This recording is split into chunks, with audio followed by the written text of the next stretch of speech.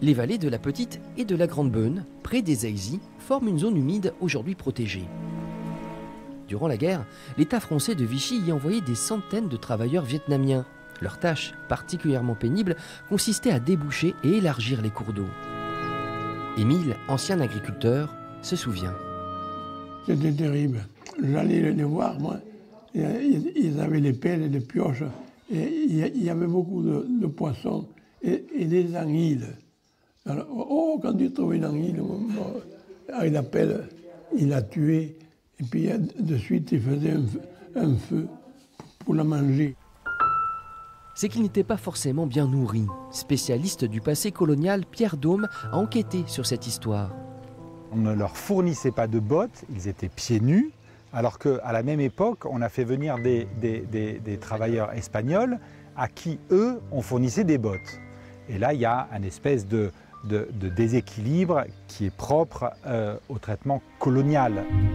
Précisons qu'ils ne touchaient aucun salaire. Quant à l'hébergement, cela tenait plus du camp de prisonniers que de la colonie de vacances. Une exposition au pôle d'interprétation de la préhistoire revient sur cette odyssée vietnamienne en Périgord. On y trouve notamment plusieurs portraits de ces jeunes travailleurs faits à Bergerac par le grand-père de Michel Leca, qui leur prêtait des vêtements le temps de la photo. Effectivement, les images sont trompeuses, parce que dans le studio de mon grand-père, ils essaient d'apparaître à leur avantage, pour rassurer leur famille, puisque ces photos vont être envoyées au Vietnam dans leur famille. Au total, ce sont 20 000 Indochinois qui sont venus en France au début de la Seconde Guerre mondiale.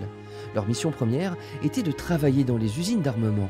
Recrutés de force au Vietnam, arrachés de leur famille, et s'ils n'acceptaient pas de partir pour la France, le papa se retrouvait en prison.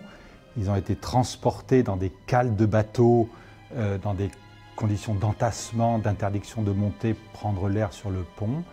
Ils sont arrivés ensuite en métropole et ils ont été parqués dans des camps d'internement. Cette exposition n'est que la première étape d'un parcours mémoriel. Michel Leca et Pierre Daume préparent un film, un livre ainsi qu'un monument en hommage à ces Vietnamiens.